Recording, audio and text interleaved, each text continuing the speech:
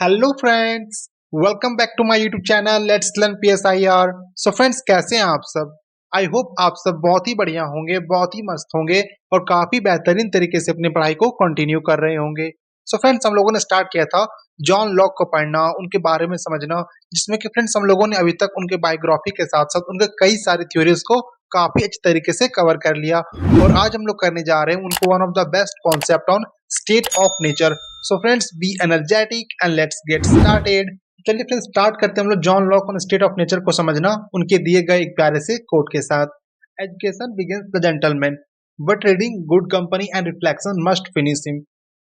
Friends, इस coat के through John Locke basically ये बताना चाह रहे हैं कि देखिए, जो एजुकेशन होती है, ठीक है, जो शिक्षा होती है, वो किसी भी इंसान को बहुत ही ज्यादा नॉलेजेबल बना सकती है, किसी भी इंसान को ज्ञान दे सकती है, किसी भी इंसान को ज्ञानी बना सकती है। लेकिन फ्रेंड्स, उनका जो गुड कंपनी होती है, ठीक है, जो उनके संगति होते हैं, उनके जो थॉट प्रोसेस होते हैं, वो ना तो सिर्फ किसी इंसान को ज्ञानी बनाएगा, बल्कि उनके पूरे व्यक्तित्व को ही वो निखारता है, उनके पूरे वैल्यूज को, इथिक्स की, मोरालिटी को काफी ज्यादा वो स्ट्रांग बनाता है। क्योंकि फ्रेंड्स देखिए, अगर किसी का अच्छा संगति है, ठीक है, जो उनको हमेशा अच्छे कामों के लिए प्रमोट करता है, जो उनकी हमेशा उनके अच्छे कामों की सराहना करती है, ठीक है, हमेशा वो अच्छी-अच्छी बातें सोचते हैं, अच्छे-अच्छे कामों को वो करने के लिए तत्पर रहते हैं, तो ऑब्वियस सी बात है वैसे इंसान का, ठीक है, जो व्यक्तित्व होगा वो और भी ज़्यादा काफ़ी निखरता हुआ हम लोगों को दिखेगा। और यही ये बात यहाँ पे जॉन लॉक बताना चाह रहे हैं कि जो इंसान होते हैं, ठीक है, उनके लिए उनका एजुकेशन से ज़्यादा मायने ये रखता है कि उनका संगति कैसा है, उनका कंपनी कैसा है, ठीक है, वो किन-किन चीज़ों को रीड करते हैं, किन-किन चीज़ों को वो पढ़ते हैं, ठीक है फ्रेंड्स, गॉट इट? तो चलिए फ्रेंड्स, हम लोग अब आगे बढ़ते हैं। तो फ्रेंड्स, जैसा कि हम लोगों को पता है कि हम लोग अभी कवर कर रहे हैं जॉन लॉक की वीडियो सीरीज को, ठीक है,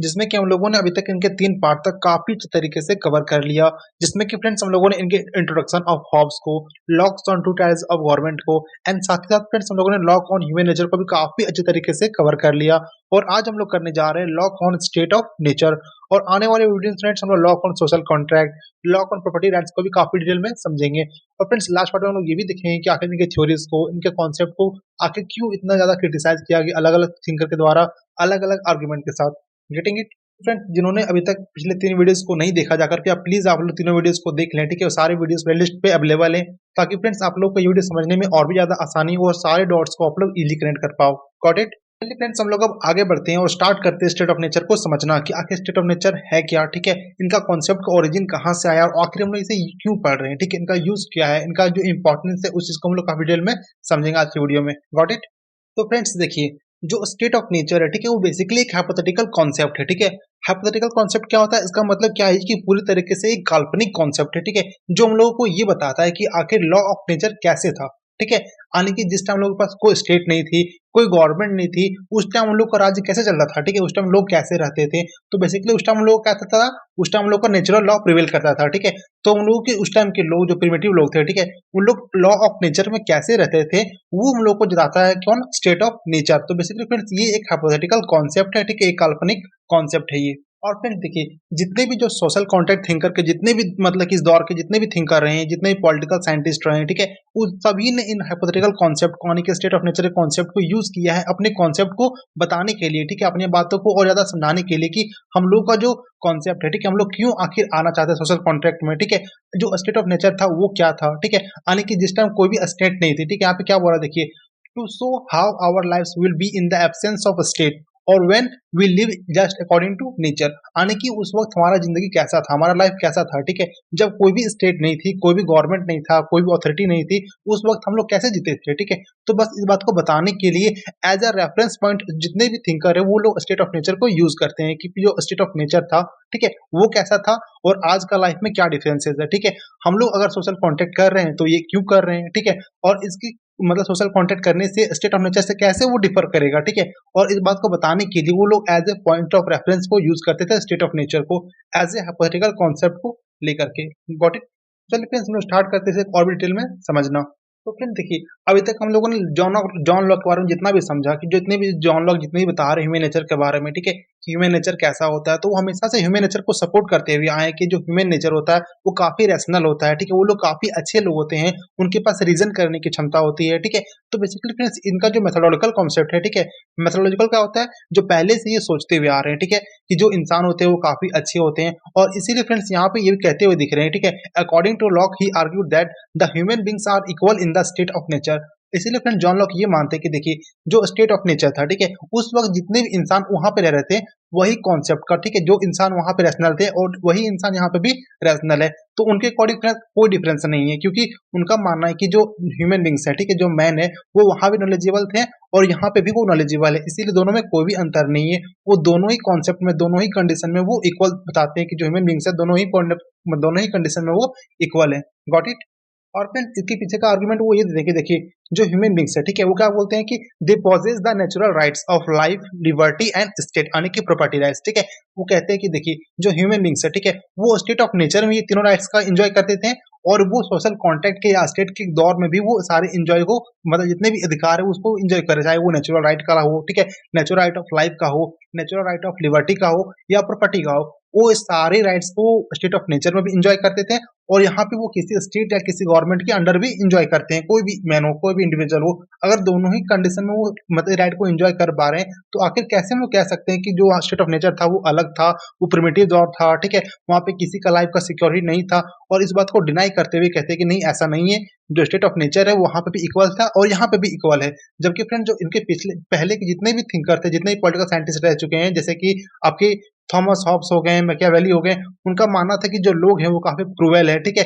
वो काफी सेल्फ सेंटर्ड है और लोग अपने बारे में ही सिर्फ सोचते हैं। लेकिन उन सारे बातों को डिनाई करते हुए यहाँ पे जॉन लॉक एक स्टेप आगे बढ़ते हैं, वो कहते हैं कि नहीं ऐसा नहीं है, जो इंसान होते हैं वो काफी अच्छे होते हैं, काफी रैशनल होते हैं, उनके अंदर थिंकिंग प्रोसेस होती है और वो वहां पे भी इक्वल थे और यहाँ पे भी वो इक्वल है। Getting it. अब साथ ही साथ फ्रेंड देखिए जो जॉन लॉक है वो ये भी कहते हुए दिखाई देते हैं कि देखिए the state of nature is govern by the law of nature under which all individual being equal and independent, ठीक है, was not to harm one another's life, liberty और पोजीशंस फॉर मैन। इसका मतलब क्या हुआ फ्रेंड, देखिए यहाँ पे जॉन लॉक साफ साफ कहते हुए दिखाई दे रहे हैं कि देखिए जो स्टेट ऑफ नेचर है, ठीक है, वो बेसिकली लॉ ऑफ नेचर से गवर्न होता था। उनका जितना भी गवर्नमेंट था वो सारा कुछ चलता था लॉ ऑफ नेचर से। और लॉ ऑफ नेचर क्या कहती है कि हमारा जो लाइफ है, हमारा जो जीने का अधिकार है, ठीक है, वो हम लोगों को नेचर ने दिया, वो हम लोगों को गॉड ने दिया है, ठीक है, और इसको छीनने का अधिकार किसी भी अथॉरिटी या किसी भी स्टेट के पास नहीं हो सकती है, ठीक है। ये क्या है, एक हम लोगों के लिए एक नेचुरल राइट है और ये natural right state of nature में भी था और ये आज के टाइम में भी है, ठीक है। तो यहाँ पे वही कहना चाह रहे जॉन लॉक कि देखिए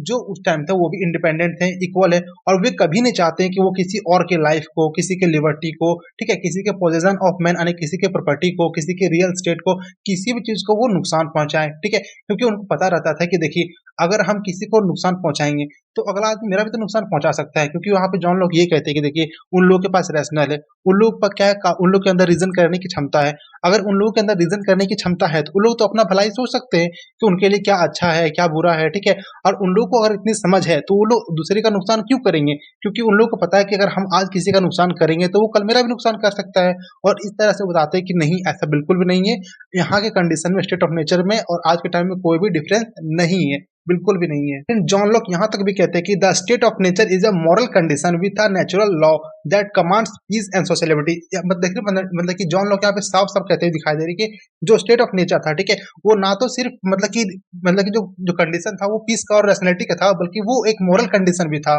इसका मतलब क्या है कि वहाँ के जो लोग थे वो काफी मोरल थे, उनके अंदर भी इथिक्स एंड प्रिंसिपलिटी थी। और उस टाइम के अंदर भी जितने भी वैल्यूज थे, उस टाइम के जितने भी इंडिविजुअल्स थे, उनके अंदर जितनी भी वैल्यूज थे वो उन लोगों को कमांड करती थी कि आप लोग क्या कीजिए, आप लोग पीस को, सेलिब्रिटी को मेंटेन कीजिए, यानी कि आप लोग शांति बनाए रखिए, आपस में अच्छे तरीके से रहिए, आप लोग अपने में पीस एंड हार्मनी को प्रमोट कीजिए, सोशलिटी को प्रमोट कीजिए, यानी कि आप लोग एक समाजवाद को प्रमोट कीजिए, ठीक है। आप लोग समाज में रह रहे हो, ठीक है, तो समाज में आप लोग दूसरे के बारे में भी सोचो, ना कि सिर्फ खुद के बारे में। आप लोग सेल्फ सेंटर्ड मत रहो, आप लोग अपने बारे में भी सोचो, साथ साथ ये भी सोचो कि मेरे साथ रहने वाले लोग भी कैसे फ्लरिश करे, ठीक है, कैसे वो लोग आगे बढ़ सके। ना कि आप लोग किसी दूसरे के बारे में गलत सोचो कि वो कैसे और पीछे आ सकता है और हम कैसे आगे जा सकते हैं। अगर हम लोग एक दूसरे का साथ लेकर के आगे बढ़ेंगे तो सभी आगे बढ़ सकते हैं, ठीक है। इसी कॉन्सेप्ट को हम लोग बोलते हैं सोशलिटी का कॉन्सेप्ट या समाज का कॉन्सेप्ट, सोसाइटी का कॉन्सेप्ट बोलते हैं। Getting it. चलिए फ्रेंड्स हम लोग अब आगे बढ़ते हैं और इसे और भी डिटेल में समझते हैं। व्हाट इज फ्रेंड, देखिए जैसा कि हम लोगों ने समझा कि जो स्टेट ऑफ नेचर था वो जॉन लॉक के अकॉर्डिंग क्या था, वो एक मोरल स्टेट है, ठीक है, जहाँ पे नेचुरल लॉ उन लोगों को डिक्टेट करती है, बताती है कि हम लोग क्या करना है,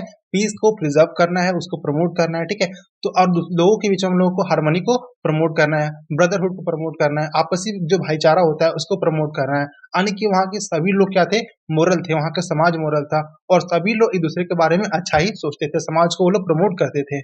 और इसीलिए फ्रेंड जॉन लॉक हम लोग को ये भी कहते हुए दिखाई पड़ते हैं कि recognizing the responsibility to preserve the rights of all human kinds naturally leads to tolerance. इसका मतलब क्या होगा फ्रेंड, देखिए अगर लोगों के पास क्या होगा, रिस्पॉन्सिबिलिटी होगी किसके लिए, ताकि वो दूसरे के राइट्स को प्रिजर्व कर सके, उस दूसरे के राइट को बचा सके, ठीक है। तो इससे क्या होगा, लोगों के अंदर टॉलरेंस का जो वैल्यूज है वो डेवलप होगा, ठीक है। तो फ्रेंड बेसिकली हम लोग को ये समझना है कि टॉलरेंस का वैल्यू क्या होती है। तो देखिए टॉलरेंस का मतलब क्या होता है कि आप जितना तरीके से हो सके उतना अपने आप को टॉलरेट करो, ठीक है, बर्दाश्त करो, ठीक है। बर्दाश्त कब होगा, मान लीजिए मैंने साथ कोई गलत किया, ठीक है, लेकिन बदले में अगर हम भी उसका गलत किए तो क्या होगा, ये बदले की भावना को जन्म देगा। लेकिन फ्रेंड्स क्या होगा, मान लीजिए अगर वो गलत किया, ठीक है, और उस चीज को हम एक बार सह लिए, तो मान लीजिए दो बार गलत किया, दो बार हम सह लिए, ठीक है, तो वो क्या लगेगा कि नहीं हम जो कर रहे हैं वो क्या है, गलत है, ठीक है। और फ्रेंड्स इसी बात को कहीं ना कहीं हम लोग को महात्मा गांधी भी फॉलो करते हुए दिखाई देते थे, ठीक है, कि कभी वो अगर मान लीजिए उसके ऊपर अटैक हुआ, कोई उनको कुछ कह दिया, कुछ बोल दिया, कुछ मार दिया, लेकिन कभी भी वो खुद से हिंसा नहीं करते थे, ठीक है, कभी वो वायलेंस को प्रमोट नहीं करते थे। क्यों? क्योंकि उनको लगता था कि नहीं कभी ना कभी इनका क्या होगा, हृदय परिवर्तन होगा। तो फ्रेंड्स वहां महात्मा गांधी क्या कर रहे थे, तो फ्रेंड्स वहां भी महात्मा गांधी कहीं ना कहीं टॉलरेंस के वैल्यूज को भी प्रमोट कर रहे थे कि नहीं ऐसा नहीं है, हम लोग को बर्दाश्त करने की टॉलरेंस की जो वैल्यूज है वो हम लोगों के अंदर इनहेरिटेंस होना चाहिए, ठीक है, वो हम लोग के अंदर होना ही चाहिए। इससे क्या होगा कि सामने वाले लोग जितने भी जुर्म करना चाहें, ठीक है, चाहे जितना भी गलत क्यों ना करें, हम लोगों का जो मन है, ठीक है, वो क्या करेगा, कभी भी उस चीज को मतलब कि हावी होने नहीं देगा, ठीक है। और इससे क्या करते हैं हम लोग, बड़े से बड़ी ताकत को भी अपने सामने झुका सकते हैं। और यही बात को फ्रेंड जॉन लॉक भी कह रहे हैं कि देखिए वहां पे जब रिस्पॉन्सिबिलिटी होगी लोगों के पास कि एक दूसरे का राइट को, एक दूसरे का प्रॉपर्टी को हम लोग को प्रिजर्व करना है, उसके अधिकार क्षेत्र को, उनका जितना भी अधिकार है, जितना भी राइट्स है, उसको हम लोगों को प्रिजर्व करना है, ठीक है। अगर उसको अपना रिस्पॉन्सिबिलिटी समझेगा तो हर एक इंडिविजुअल के अंदर फ्रेंड्स टॉलरेंस का वैल्यू को वो जन्म देगा। Got it. और इसीलिए फ्रेंड्स हम लोग को जॉन लोग यहाँ पे ये भी कहते हुए दिखाई पड़ते हैं कि this law of nature does not represent a more natural impulse, it is also a moral law based upon reason to regulate the conduct of man in their natural condition. इसका मतलब क्या हो फ्रेंड्स, कि इसका मतलब ये हुआ कि देखिए जो इंसान है, ठीक है, जो लॉ ऑफ नेचर में रह रहे हैं, उनके अंदर ये प्रकृति बस नहीं है कि किसी के अंदर वो मतलब काफी वो रिवॉल्ट हो, ठीक है, काफी ज्यादा वो मतलब अपने अंदर गुस्सा भरे, ठीक है, किसी के लिए, बल्कि वो काफी ज्यादा वो मॉरल लॉ को भी फॉलो करेगा, ठीक है। और उनका जितना भी कंडक्ट होगा, ठीक है, जितना भी वो काम करेगा, जितना भी एक्शन होगा किसी भी इंसान का, वो उनके नेचुरल कंडीशन के अकॉर्डिंग ही वो एक्ट करेगा। अगर उनके साथ अच्छा होगा तो वो अच्छा करेगा, अगर उनके साथ बहुत ज्यादा बुरा होगा तो क्या होगा, वो बुरा करने पे भी मजबूर होगा। फ्रेंड देखिए हमारा जो नेचुरल कंडीशन है हम लोग को ये कहता है कि हम लोग को जिसका मतलब कि हम लोग के साथ अगर कोई अच्छा कर रहा है, ठीक है, तो ऑब्वियस सी बात है हम लोग भी उसके बारे में अच्छा ही चाहेंगे। लेकिन हमारे साथ अगर कोई बुरा करना चाह रहा है तो क्या होगा, हमारे अंदर भी गुस्सा आएगा कि हम लोग उसके खिलाफ भी कुछ करें, ठीक है। तो यहाँ पे वही कहना चाह रहे जॉन लोग कि देखिए जो नेचुरल कंडीशन है लोग उनके अकॉर्डिंग चलते हैं, ठीक है। और नेचर क्या कहता है कि आपके साथ जब अच्छा हो रहा है तो उस चीज को मतलब आगे प्रमोट कीजिए, सस्टेन कीजिए, ठीक है। लेकिन जब गलत हो रहा था आप रिवोल्ट भी कीजिए। हम लोग देखेंगे कि जो राइट टू प्रोटेस्ट है उनका भी अधिकार देते हैं जॉन लॉक। इनके बारे में हम लोग आगे वाले कॉन्सेप्ट में समझेंगे, आने वाले जितने भी वीडियोस में हम लोग समझेंगे। फ्रेंड्स और इस पॉइंट को सपोर्ट करने के लिए फ्रेंड्स जॉन लॉक ये कहते हैं कि liberties are guaranteed by nature and regulated by natural laws and in the presence of natural law nobody can be treated as unequal. कहने का मतलब क्या हुआ कि जो लिबर्टीज का कॉन्सेप्ट है, ठीक है, वो गारंटी कौन देता है, तो हमारा नेचर गारंटी देता है, हमारा जो वातावरण, हमारा जो पर्यावरण है वो गारंटी देता है हम लोगों को। और ये रेगुलेट किससे होता है, ये चलता किससे है, तो ये हम लोगों का नेचुरल लॉ से चलता है, जो प्राकृतिक नियम है, ठीक है, वो उनसे चलता है। जो प्रकृति क्या कहती है कि जो इंसान है वो भगवान की देन है, ठीक है, उन्हें कोई भी छीन नहीं सकता, उनका जो राइट टू लाइफ है उन्हें कोई भी नहीं छीन सकता। अगर इंसान मेहनत करता है, लेबर करता है, तो उनसे जो उनका आउटकम निकलता है, जो रिजल्ट निकलता है, उनको वो कंज्यूम कर सकता है, उनका जो प्रॉपर्टी है वो उनको वो रख सकता है। ये क्या है, प्राकृतिक नियम है, ठीक है। और वो क्या कहता है कि in the presence of natural law nobody can be treated as unequal, यानी कि जब प्राकृतिक नियम वहां पे प्रिवेल करेगी, चलेगी, तो कोई भी वहां पे अनइक्वल, कोई भी मतलब कि जब मतलब कि सभी लोग क्या होंगे, बराबर होंगे, कोई भी वहां पे अप या डाउन, कोई भी रिच या लोअर क्लास के लोग नहीं होंगे, सभी क्या होंगे, बराबर होंगे। और इसीलिए फ्रेंड्स क्या होता है कि नेचुरल लॉ कभी कभी बहुत ही ज्यादा इंपॉर्टेंट हो जाता है। नेचुरल लॉ क्या करता है, किसी भी मॉरलिटी को वो इंट्रोड्यूस करता है, किसके बीच में, तो लोगों के बीच में, ठीक है। इसीलिए यहाँ पे क्या कहते हैं John Locke, natural laws introduce morality among the people, क्योंकि अगर ये नेचुरल लॉ चलेगी तो क्या होगा, सभी इंसान के बीच में मॉरलिटी आएगी, ठीक है, उनके बीच में संवेदनशीलता आएगी कि हम लोग कैसे एक दूसरे का सपोर्ट कर सकते हैं, कैसे एक दूसरे को आगे बढ़ा सकते हैं, कैसे हम लोग पूरे समाज को एक साथ लेकर के चल सकते हैं, बजाय इसके कि किसी और का हम लोग पैर खींचेंगे, पीछे खींचेंगे उसको। ऐसा हम लोग को नहीं करना चाहिए, बल्कि हम लोग सभी लोग को लेकर के आगे बढ़ना चाहिए। Got it.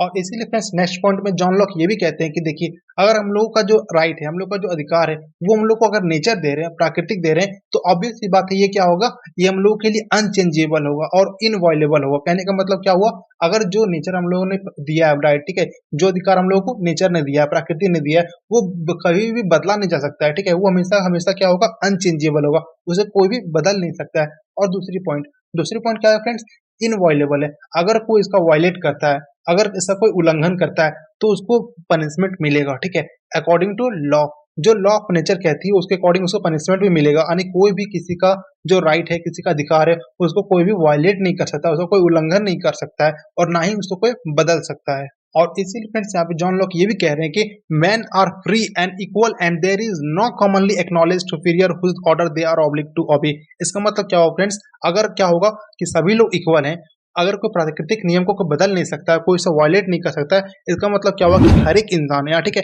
हर एक मैन कहने का मतलब क्या है, हर एक इंडिविजुअल, हर एक लोग क्या है, फ्री है, छूट है सबके अंदर, ठीक है, सबको बराबर है, इक्वल है। किसके लिए, तो यहाँ पे कोई भी कॉमन पावर नहीं होगी जो क्या होगा, सुपीरियर होगा, यानी कि यहाँ पे कोई भी सुपीरियरिटी नहीं होगी जिसे लोग फॉलो करेंगे, ठीक है। क्योंकि फ्रेंड देखिए, अगर हम लोग बात करें किसी स्टेट का, किसी गवर्नमेंट का, किसी अथॉरिटी का, तो यहाँ पे क्या होती है कि किसी भी गवर्नमेंट का जो लॉ होता है उसको हम लोगों को फॉलो करना होता है, उसको हम लोगों को ऑबे करना होता है। लेकिन हम लोग बात करें स्टेट ऑफ नेचर का या नेचुरल लॉ का, तो वहाँ पे कोई भी सुपीरियर पावर नहीं होती, कोई भी सुपीरियरिटी नहीं होती है। और वहाँ पे यदि कोई भी सुपीरियरिटी नहीं होगी, ठीक है, कोई वहाँ पे सुप्रीम पावर नहीं रखेगा, तो क्या होगा, हम लोगों को किसी का भी जो लॉ होगा, किसी का भी जो नॉर्म्स होगा, कंडक्ट होगा, उसको हम लोगों को ऑबे करने का बिल्कुल भी जरूरत नहीं है। और ऐसा क्यों होगा फ्रेंड्स, तो ऐसा वहाँ पे इसीलिए होगा क्योंकि वहाँ के लोग क्या है, सभी लोग इक्वल है, कोई भी वहाँ पे अनइक्वल ट्रीटेड नहीं किए जाएंगे, कोई भी वहाँ पे सुपीरियर पावर नहीं होगा, कोई भी वहाँ पे सुप्रीम अथॉरिटी नहीं होगा, ठीक है, सभी लोग इक्वल है और वहाँ पे कोई किसी का ऑर्डर को ऑबे नहीं करेगा और ना ही कोई किसी का ऑर्डर ऑबे करने के लिए बाध्य होगा। Get it friends. तो चलिए फ्रेंड्स, हम लोग अब आगे बढ़ते हैं और स्टार्ट करते हैं जॉन लॉक और थॉमस हॉब्स के बीच के डिफरेंस को समझना, ठीक है, कि आखिर कैसे दूसरे के बीच में मतलब वो डिफरेंस पैदा करते हैं, कैसे इन दोनों का जो आइडियोलॉजी है, कॉन्सेप्ट है, वो एक दूसरे का कॉन्टेम्प्ररी है, मतलब कि विरोधाभास है, ठीक है, कंटेम्प्ररी आने कहने का मतलब क्या हुआ, देखिए, दोनों एक दूसरे का कंटेम्प्ररी है, दोनों एक ही दौर के हैं, लेकिन फिर भी फ्रेंड्स हम लोग के इनके जो आइडियोलॉजी है उसमें हम लोग को डायकोटोमी दिखाई पड़ता है, यानी कि एक दूसरे का जो आइडियोलॉजी उसमें हम लोग को विरोधाभास दिखता है कि जो स्टेट ऑफ नेचर को लेकर के दोनों का जो कॉन्सेप्ट है वो अलग अलग क्यों है। ठीक है फ्रेंड, देखिए, दोनों ही आखिर कहीं ना कहीं क्या एक दूसरे का बराबर के हैं, एक दूसरे के दौर के हैं, दोनों कहीं ना कहीं सोशल कॉन्टेक्ट थिंकर हैं, ठीक है। फिर भी फ्रेंड जहाँ पे हम लोग को जॉन लोग एक दूसरे का सपोर्ट करते हुए दिखाई देते हैं कि जो स्टेट ऑफ नेचर है, जो ह्यूमन नेचर है, उनको वो पॉजिटिव दिखाते हैं कि दोनों ही क्या है, रैशनल है, वहाँ पे पीस को प्रमोट किया जाता है, एक दूसरे को वो लोग सपोर्ट करते हैं। वहीं पे फ्रेंड्स हम लोग को जो थॉमस हॉब्स है वो काफी पेसिमिस्टिक दिखाई पड़ते हैं, यानी काफी वो निराशावादी दिखाई पड़ते हैं कि जो जो ह्यूमन बींग्स है, जो ह्यूमन नेचर है वो काफी क्रूएल है, ठीक है, वो बिल्कुल भी अच्छा नहीं है, काफी वो सेल्फ सेंटर्ड है, खुद के बारे में वो सोचता है, ठीक है। तो मेरे फ्रेंड्स हम लोगों को काफी ज्यादा यहाँ पे डिफरेंस दिखाई पड़ता है दोनों के कॉन्सेप्ट के बीच में। तो चलिए फ्रेंड्स हम लोग समझते हैं कि आखिर क्या क्या डिफरेंसेस इन लोगों के बीच में है।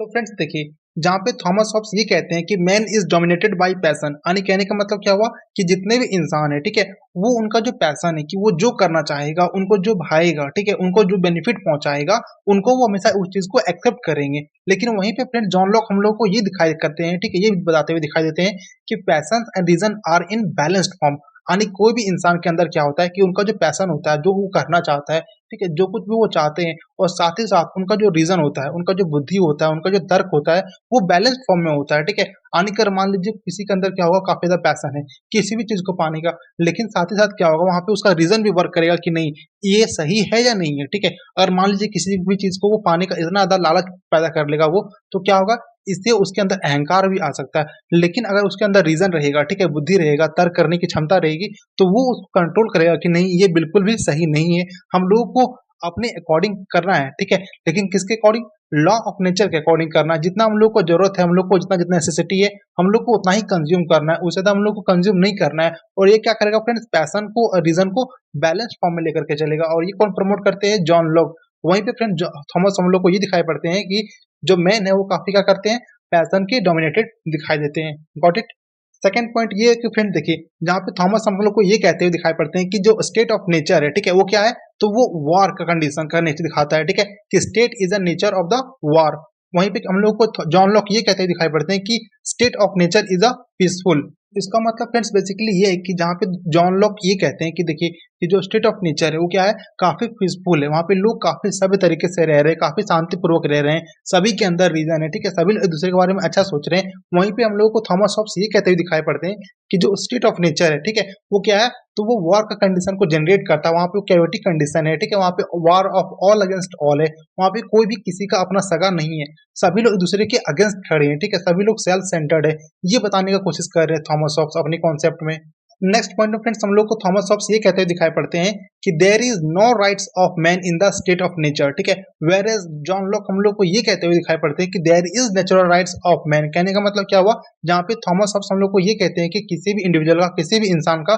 कोई भी अधिकार नहीं होता है स्टेट ऑफ नेचर में। वहाँ पे कोई भी किसी को भी मार सकता है, ठीक है, कोई किसी का भी हत्या कर सकता है, किसी के लाइफ को छीन सकता है, किसी का प्रॉपर्टी को छीन सकता है। लेकिन वहीं पे फ्रेंड्स हम लोग को जॉन लॉक ये कहते हुए दिखाई पड़ते हैं कि ऐसा कभी भी पॉसिबल नहीं है, क्योंकि जहाँ पे कुछ नहीं होता वहाँ कहीं ना कहीं क्या होता है, नेचुरल राइट्स होता है, ठीक है। और जहाँ पे प्राकृतिक अधिकार होंगे वहाँ पे किसी भी इंसान का लॉस नहीं हो सकता है, कैजुअलिटी नहीं हो सकता है। उनके सारे राइट्स का प्रोटेक्ट करने के लिए प्राकृतिक लॉ हमेशा वहाँ पे तत्पर रहेगी, हमेशा वहाँ पे प्रिवेल रहेगी। Got it. Next difference friends हम लोग को ये दिखाई पड़ता है कि जो थॉमस हॉब्स है, ठीक है, वो किस चीज पे बिलीव करते हैं, तो फ्रेंड्स वो बेसिकली वो पॉजिटिव लॉ पे बिलीव करते हैं, ठीक है। तो फ्रेंड्स पॉजिटिव लॉ क्या होती है, ठीक है, तो देखिए पॉजिटिव लॉ हम लोग उसे कहते हैं जब किसी भी स्टेट में, ठीक है, किसी भी राज्य में जब वहाँ पे कोई गवर्नमेंट रूल करे, कोई अथॉरिटी रूल करे, ठीक है, किसी एक नॉर्म्स के कंडक्ट के अकॉर्डिंग, किसी भी वो कॉन्स्टिट्यूशन के अकॉर्डिंग, ठीक है, या किसी भी वो बाई चार्ट या किसी बाई लॉ के अकॉर्डिंग अगर कोई स्टेट चलती है तो उसे हम लोग कहते हैं पॉजिटिव लॉ, ठीक है। जैसे कि हमारा इंडिया का है तो एक पॉजिटिव लॉ को वो प्रमोट करता है। हमारे पास क्या है, कॉन्स्टिट्यूशन है, संविधान है, हमारा पूरे देश संविधान के अकॉर्डिंग चलता है। जो जिसको जितना पावर मिला संविधान के द्वारा उतना ही मतलब कि वो राइट्स को एंजॉय कर सकता है। लेकिन फ्रेंड्स जो जॉन लॉक है वो किसे बिलीव करते हैं, तो वो नेचुरल लॉ पे बिलीव करते हैं। और नेचुरल लॉ हम लोग क्या कहता है फ्रेंड्स कि देखिए कि हम लोग को जिस तरीके से प्रकृति ने बनाया है, ठीक है, प्रकृति ने किसी को मतलब कि फिजिकली काफी स्ट्रांग बनाया है, किसी ने फिजिकली काफी किसी को लॉ बनाया है, ठीक है, किसी को काफी रीजन से स्ट्रांग बनाया है, जबकि किसी को रीजन से काफी लो बनाया है, ठीक है। तो हम लोग को अपने नेचुरल लॉ के अकॉर्डिंग अपने आप को वर्क देना चाहिए, ठीक है, हम लोग पूरा का पूरा प्राकृतिक नियम के अकॉर्डिंग चलना चाहिए। लेकिन जो थॉमस हॉब्स है वो ये कहते हैं कि नहीं, ऐसा बिल्कुल भी नहीं है, हम लोग को पॉजिटिव लॉ का निर्माण करना चाहिए, सोशल कॉन्ट्रैक्ट का निर्माण करना चाहिए, ठीक है, एक स्टेट को बनाना चाहिए और स्टेट में जो लॉ हम लोग बनाएंगे, ठीक है, जितने भी राइट्स को हम लोग देंगे उस राइट के अकॉर्डिंग चलने चाहिए। जिस भी अथॉरिटी को हम लोग अपना सारा अधिकार देंगे, ठीक है, उस अधिकार के हम लोगों के अकॉर्डिंग चलना चाहिए, उसी को हम लोग बोलते हैं पॉजिटिव लॉ, जहाँ पे कोई राज्य या कोई गवर्नमेंट या कोई अथॉरिटी किसी बाय नॉर्म्स के अकॉर्डिंग ही चलेगा। Got it friends. चलिए फ्रेंड्स हम लोग अब आगे बढ़ते हैं और ये समझते हैं कि हम लोगों को आखिर पॉलिटिकल अथॉरिटी का जरूरत क्यों है, ठीक है, कि मान लीजिए हम लोग स्टेट ऑफ नेचर कर लिए, ठीक है, स्टेट नेचर को हम लोग समझ लिए, सोशल कॉन्ट्रैक्ट को भी समझ लिए कि हम लोग के लिए वो क्यों जरूरी है, ठीक है। लेकिन फिर हम लोग अब ये समझेंगे कि आखिर हम लोग पॉलिटिकल अथॉरिटी को ला रहे हैं, ठीक है, हम लोग के लिए पॉलिटिकल अथॉरिटी क्यों जरूरी है, ठीक है, why we need political authority. चलिए हम इसको काफी डिटेल में समझते हैं। तो फ्रेंड्स देखिए पॉलिटिकल अथॉरिटी फ्रेंड्स हम लोग के लिए इसलिए जरूरी है कि देखिए यहाँ पे क्या कहते हैं कि state of nature is a good but not condition of perfection. कहने का मतलब क्या हो फ्रेंड कि स्टेट ऑफ नेचर जो है वो अच्छी है, ठीक है, ऐसा कहना नहीं कि बहुत ही खराब था वो, क्योंकि हम लोगों को पता नहीं है, बेसिकली वो एक हाइपोथेटिकल कॉन्सेप्ट है, उसे as a reference of point मान रहे सोशल थिंकर, जितने भी मतलब सोशल कॉन्ट्रैक्ट के साइंटिस्ट हैं, ठीक है, वो लोग उसे as a point of reference मांग रहे हैं। इससे हम लोग ये मान के चलते हैं कि जो स्टेट ऑफ नेचर है वो क्या है, अच्छा है, वहाँ पे लोग अच्छे थे, ओरिजिनल थे, पीसफुल थे, ठीक है, उनके अंदर रीजन थी, लेकिन वो परफेक्शन का कंडीशन नहीं है। क्योंकि ऐसा कंडीशन क्यों नहीं फिर, क्योंकि मान लीजिए देखिए अगर वहां पे परफेक्शन होती तो हम लोग आखिर सोशल कॉन्ट्रैक्ट क्यों करते हैं, हम लोग को राज्य का जरूरत क्यों पड़ता। आज हम लोग अगर राज्य को बनाए हैं, ठीक है, हम लोग अगर किसी कॉन्स्टिट्यूशन के अकॉर्डिंग चल रहे हैं, किसी लॉ के अकॉर्डिंग चल रहे हैं, नेचुरल लॉ को हम लोग उतना ज्यादा नहीं मान रहे हैं, तो क्यों नहीं मान रहे हैं, ठीक है, क्योंकि कहीं ना कहीं फ्रेंड जो नेचुरल लॉ है वो जो प्राकृतिक लॉ है, जो प्राकृतिक नियम है वो कहीं ना कहीं जंगल राज को प्रमोट करता है। और जंगल राज में क्या होता है फ्रेंड्स, वहाँ पे कोई किसी के ऊपर अथॉरिटी नहीं रखता है, जो ताकतवर होगा वो अपने से लोअर लोगों पे रूल करेगा, ठीक है। जितने भी अपर क्लास के लोग होंगे, जितने भी एलिट क्लास के लोग होंगे, वो लोग क्या करेंगे, हमेशा वो लोग डाउन टोडन लोग को मतलब कि हमेशा सप्रेस करना चाहेंगे और खुद को लोग सुप्रीम बनाना चाहेंगे। और ये कंडीशन क्या दिखाता है फ्रेंड्स कि हम लोग को पॉलिटिकल अथॉरिटी का जरूरत है, ठीक है फ्रेंड्स। क्योंकि फ्रेंड्स जब हम लोग किसी राजनीतिक अथॉरिटी को लाएंगे, ठीक है, किसी ऐसी सत्ता को लाएंगे जहाँ पे क्या होगा कि सभी लोगों का पार्टिसिपेशन होगा, जहाँ पे सभी लोग चाहेंगे अपना मत दे सकते हैं, वहाँ पे क्या होगा फ्रेंड्स कि सभी लोगों के बातों को रखा जाएगा, सभी के लॉ के अकॉर्डिंग चला जाएगा, कि ना कि प्राकृतिक लॉ के अकॉर्डिंग, ठीक है, जहाँ पे जिसकी जरूरत होगी, जहाँ पे सबकी सहमति होगी, हम लोग उसके अकॉर्डिंग काम करेंगे। और क्योंकि ऐसा क्यों करेंगे फ्रेंड्स देखिए, तो हम लोग क्या कहते हैं, जो सोसाइटी होता है, ठीक है, people are dependent on each other for satisfaction of their needs, so people can move to political society. कहने का मतलब क्या होता है, देखिए हम लोग क्या है कि सभी पर एक दूसरे पर निर्भर है। हम लोग एक समाज में रहते हैं, ठीक है, और समाज में हर किसी को हर किसी का जरूरत पड़ता है कभी ना कभी, ठीक है। और चूंकि हम लोग एक दूसरे पे निर्भर है कहीं ना कहीं, तो क्या होगा, हम लोग एक पॉलिटिकल सोसाइटी में रहेंगे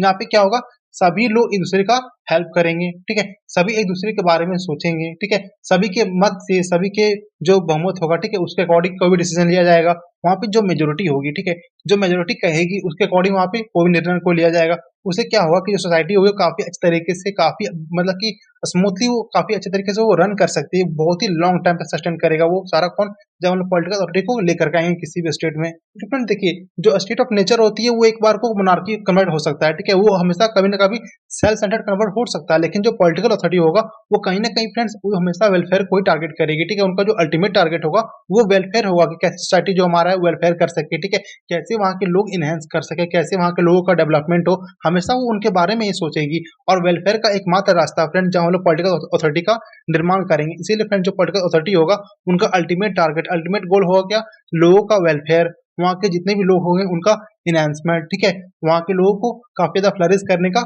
मौका देना। और फ्रेंड देखिए, इस क्वेश्चन का जो सबसे बड़ा और सबसे मेन आर्गुमेंट और सबसे मेन आंसर ये है फ्रेंड कि देखिए, जो पॉलिटिकल अथॉरिटी होती है, जितने भी स्टेट, ठीक है, जहाँ पे पॉलिटिकल अथॉरिटी के तरह उस स्टेट को रन किया जा रहा है, वहाँ पे जो स्टेट होगी, ठीक है, वो लिमिटेड होगी। कहने का मतलब क्या हुआ, अगर हम लोग एग्जाम्पल लेते भारत का, अपना इंडिया का एग्जाम्पल लेते, तो यहाँ पे क्या होता है, देखिए फ्रेंड्स, यहाँ पे जितने भी वर्क हो रहे हैं, ठीक है, जितने भी एजुकेशन हो रहे हैं, जितने भी नियम बन रहे हैं, वो कहीं ना कहीं क्या हो रहा है, हमारे संविधान के दायरे के अंदर ही बन रहा है, ठीक है। यहाँ पे कोई भी, चाहे वो छोटा छोटा ऑफिसर हो या बड़े बड़े लेवल पे जितने भी ऑफिसर्स बैठे हुए हैं, जितने अधिकारी हैं, जितने भी मिनिस्टर्स हैं, वो सबका क्या हुआ, यहाँ पे काम बांटा गया है, ठीक है। कोई भी अपने डोमेन के बाहर जाकर के काम नहीं कर सकता है। जिनको जितना अधिकार हमारे संविधान ने दिया है, वो उतना ही डोमेन में ही अपना काम करेगा। और इसीलिए फ्रेंड्स यहाँ पे क्या कहते हैं जॉन लोग कि state is limited, not absolute, यानी कि वो लोग अपने अकॉर्डिंग काम नहीं करेंगे, वो लोग निरंकुश नहीं हो सकते हैं, ठीक है, वो लोग अपने सत्ताधारी नहीं हो सकते हैं कि उन लोग को जो मन में आ रहा है सो कर रहे हैं। इसीलिए फ्रेंड्स हम लोग को स्टेट क्या है, जरूरी है, क्योंकि स्टेट जितने भी निर्णय लेगी, जितने भी कार्य करेगी, वो अपने डोमेन के अंतर्गत ही करेगी। जितना उसको राज्य अधिकार देगा, जितना उसको पॉलिटिकल अथॉरिटी अधिकार देगी, उतना ही वो काम करेगा। Got it friends. दूसरी बात ये भी है कि फ्रेंड देखिए, अगर पॉलिटिकल अथॉरिटी होगा तो वहाँ पे क्या होगा, जो राज्य होंगी वो अपने सिटीजन के लिए, अपने नागरिक के लिए काम करेगा। साथ ही साथ वहाँ पे जितने भी नियम बनेंगे, वहाँ पे कहीं ना कहीं फ्रेंड्स डायरेक्टली इनडायरेक्टली वहाँ के जो नागरिक होंगे, जितने भी पीपल वहाँ पे रह रहे होंगे, उन सबका भी भागीदारी होगा। तो ऐसे में क्या क्या होगा फ्रेंड, देखिए, जब हम लोग पॉलिटिकल अथॉरिटी को लेकर के आते हैं, तो इसमें क्या होगा कि यहाँ पे म्यूचुअल वर्क होगा। कहने का मतलब क्या हुआ, यहाँ पे सिटीजन भी, जितने भी लोग हैं, जितने भी नागरिक है, वो भी अपने राज्य के बारे में सोचेंगे। साथ ही साथ जितने राज्य के लोग हैं, ठीक है, जितने लोग वहाँ पे लॉ बना रहे हैं, जितने भी लोग पावर में, वो लोग भी अपने नागरिक के बारे में सोचेंगे। और जब जब नागरिक स्टेट के बारे में सोचेगा, राज्य के बारे में सोचेगा, और जब राज्य में क्या होगा, वो लोग नागरिक के बारे में सोचेंगे, तो यहाँ पे म्यूचुअली वर्क होगा, ठीक है। और जब म्यूचुअली वर्क होगा फ्रेंड, तो जॉन लॉक यहाँ पे ये कहते हैं कि देखिए, अगर मैन क्या है, रेशनल है, उन लोगों के पास लॉजिक है, उन लोग एक सोशल क्रिएचर है, यानी कि लोग समाज में रहने वाले लोग हैं। तो जब समाज में रहने वाले लोग हैं, तो उन लोग क्या करेंगे, उन लोग सेल्फ कैपेबल है इसके मतलब आइडेंटिफाई करने के लिए कि जो और उनके लिए बेहतर है और उनके लिए बेहतर नहीं है, ठीक है। और राज्य भी इस चीज को आइडेंटिफाई कर सकती है कि हमारे लिए सिटीजन कितना इंपॉर्टेंट है, सिटीजन उसको पार्टिसिपेंट में हेल्प करेगी, ठीक है। कोई भी लॉ एग्जीक्यूट कराने में, कोई भी लॉ को बनाने में क्या होगा, जितने भी नागरिक होंगे वो उसको सपोर्ट करेंगे। तो यहाँ पे फ्रेंड्स एक म्यूचुअल वर्क का मतलब इस्टेब्लिशमेंट होगा, ठीक है। जितने भी वर्क होंगे दोनों के द्वारा म्यूचुअली किया जाएगा, और ये काफी अच्छे तरीके से सस्टेन कर सकता है, काफी लॉन्ग टर्म ये सस्टेन कर सकता है। और ऐसे में क्या होगा फ्रेंड, देखिए, जब स्टेट यानी कि राज्य और यहाँ के नागरिक दोनों एक दूसरे का हेल्प करेंगे, दोनों एक दूसरे का सपोर्ट करेंगे, तो कोई भी नियम फ्रेंड्स काफी लॉन्ग टाइम में सस्टेन करेगा, ठीक है। और ये एक मॉरल ऑर्डर का स्टैब्लिशमेंट करेगा। वहां पे जितने भी लोग रहेंगे उनका जो लाइफ होगा वो काफी एक पॉजिटिव डायरेक्शन में जा सकता है, ठीक है। सबका लाइफ क्या होगा, फ्लरिश करेगा, वेलफेयर के रास्ते पे जाएगा। कब, जब वहां पे राज्य अपने नागरिक के बारे में सोचेगी, और जो नागरिक है वो अपने राज्य के बारे में सोचेगा, राज्य के हित के बारे में सोचेगा, और राज्य अपने नागरिकों के हित के बारे में सोचेगी। Getting it friends. और इसीलिए फ्रेंड्स हम लोग इस जितने भी आज के क्लास में पढ़े उसको कंक्लूड करते हुए हम लोग ये कहते हैं कि ये कह सकते हैं कि देखिए,